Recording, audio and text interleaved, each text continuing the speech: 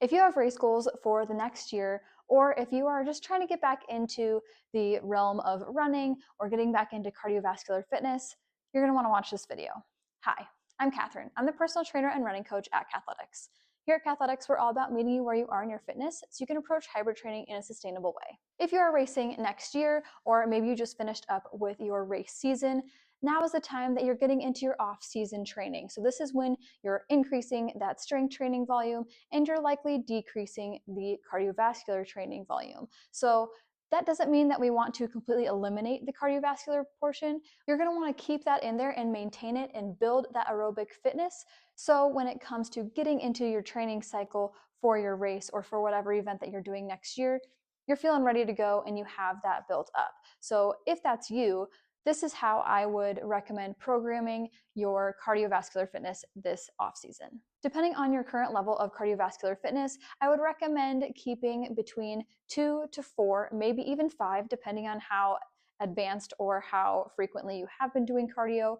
Keep 2 to 4 sessions of cardiovascular training within your weekly schedule. Now I'm going to kind of break it down where if you were doing 2 sessions per week, 3 sessions, etc., what that looks like week by week. So again, assuming that you're also doing 1 to 3, maybe 4 strength training sessions per week. On the cardio side, if you are doing 2 days of running or whatever that cardiovascular training looks like for you, I would have one of those be an easy day, so 30 to 60 minutes, again, depending on your experience and your prior training.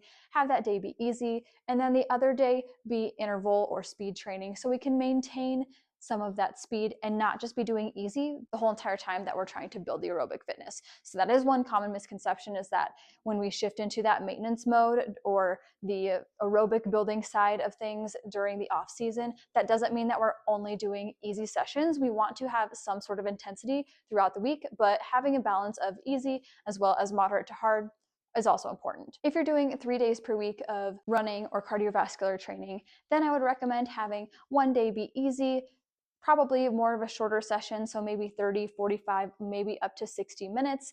And then again, still having a day of intensity, whether it is intervals or speed training of sorts. And then having that third day be your longer session. So that might be 45 to 75 minutes, or again, maybe even a little bit higher depending on your level of fitness or what your current goals are. If you're doing 4 days of cardiovascular fitness per week, this is when you're going to have that extra easy day. So similar to the 3-week, we're having 2 easy runs or 2 easy cardiovascular sessions. Again, those could be a little bit shorter, where one is 30 to 45 minutes, the other one being 45 to 60 minutes, something like that. And then again, keeping an intensity day for interval, speed training, things like that.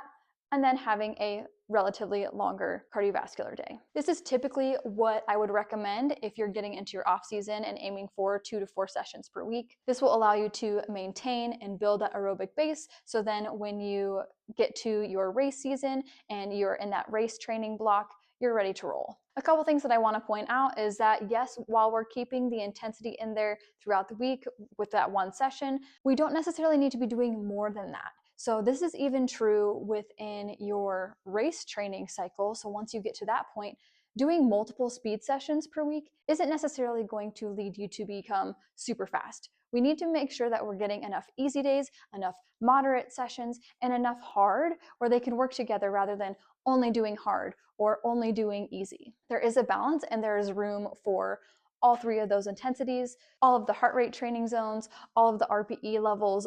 All of these things are important regardless of what training season you are in. It's just that when we are in the off season, we're just bringing down likely the duration, maybe the frequency, and just that shift in mindset of, okay, well, now we're going to focus on the strength training side of things or resistance training side of things and put the cardiovascular side in maintenance mode. So that is an overview of how I would recommend approaching your cardiovascular fitness into that maintenance mode or aerobic building mode into the off season. If you have any questions, please leave them in the comments below. Otherwise, be sure to like, subscribe, and then we'll see you in the next one.